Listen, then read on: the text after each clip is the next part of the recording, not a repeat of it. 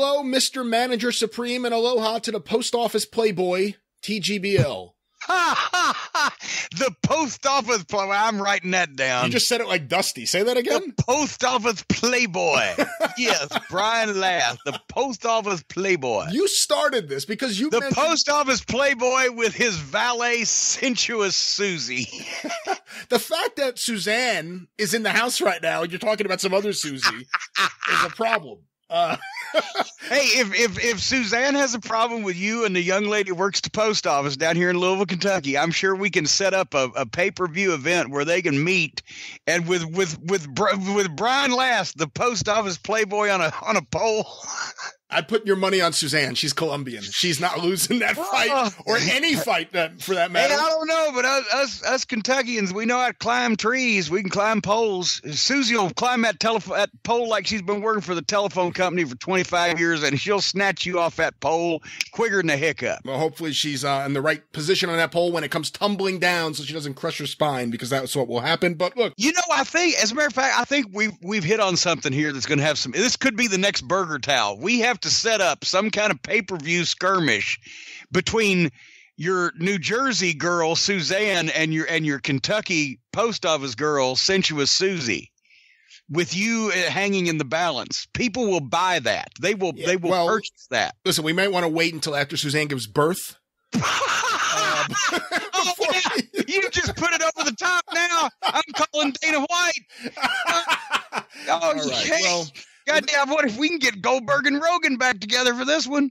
All right. Well, look, this conversation is just a necessary evil of doing this show, but let's continue on with the question here, Jim, from Charles. I'm from Memphis, Tennessee, the South Side, around Macklemore and 3rd Street. There's a rumor that has circled my neck of the woods for decades, that a wrestler who was the Southern Heavyweight Champion went to the dope house and pawned his title for crack, and Jerry Lawler had to go buy it back. Have you ever heard of this?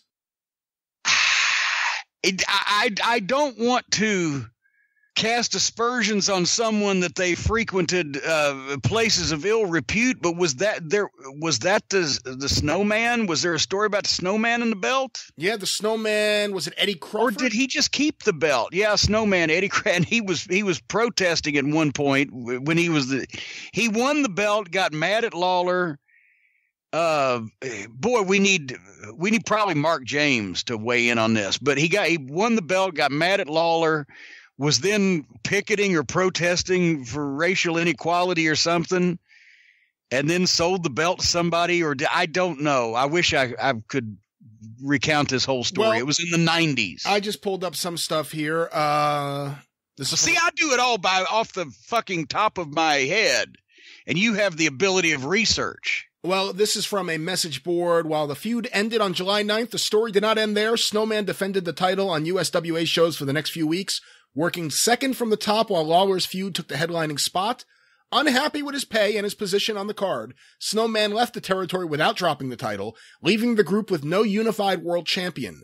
In addition, Snowman promoted himself through various Memphis media outlets as the real champion who had never been defeated, a claim aided by Snowman still having the championship belt in his possession. Snowman's name was not mentioned again on USWA TV until September 22nd, when it was announced that a tournament would take place to crown a new champion, which gave Lawler a chance to sound off on the circumstances of Snowman's departure.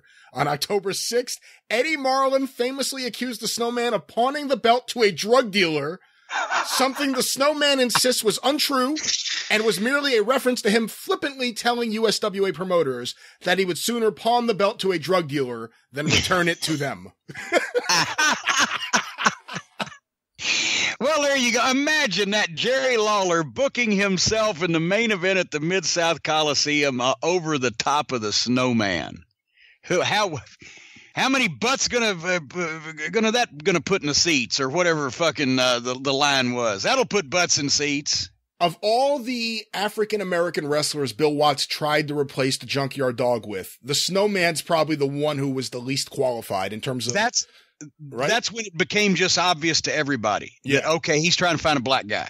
Because it was like when Sarah Palin ran for vice president. Okay, they just needed a woman. Right. Anybody with a vagina will do here.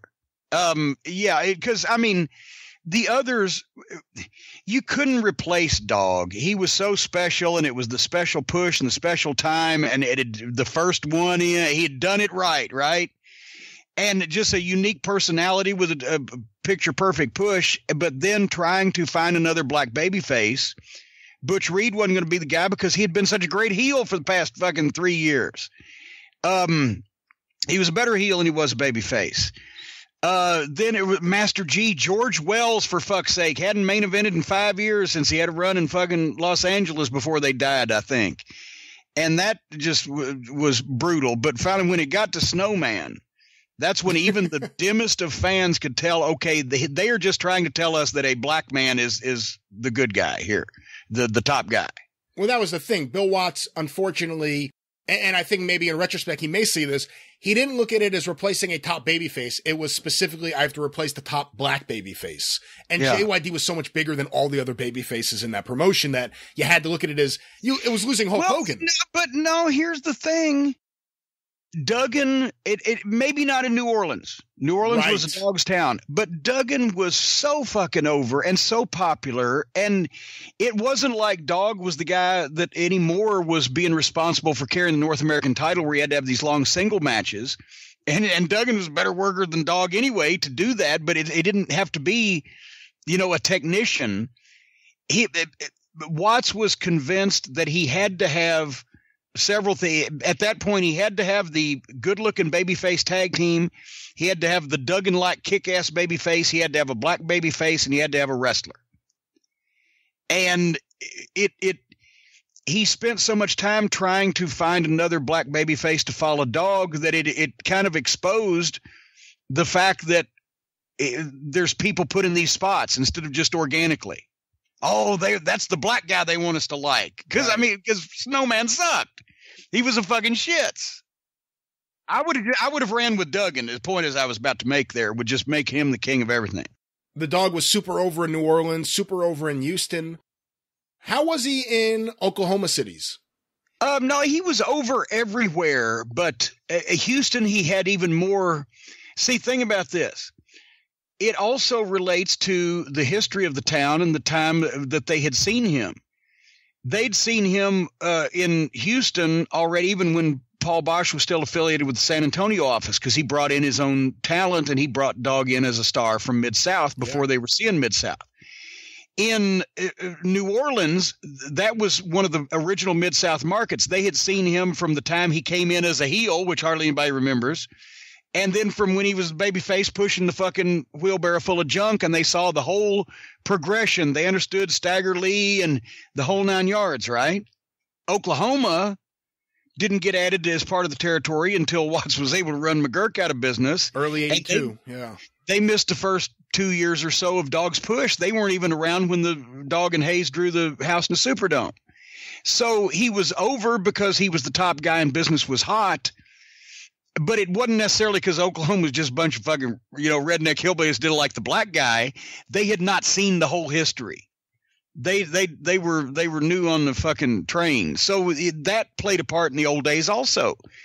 If you went into a new market, even if you were doing Jerry Jarrett, when he opened up Louisville, he made himself the top babyface because at least he knew he wasn't going to walk out on himself or hold himself up for more money, right? So even though Fargo's popularity in Memphis dwarfed Jerry Jarrett's, and in Memphis, Jarrett was known as the babyface team with Tojo and a, young guy, but not to the level of Fargo. Jarrett may have been just as popular as Jackie Fargo in Louisville, if not even more, because the fucking girls had more time to love him. Because Fargo didn't even appear in Louisville for the first year it was open. He was in the big town at the other end. So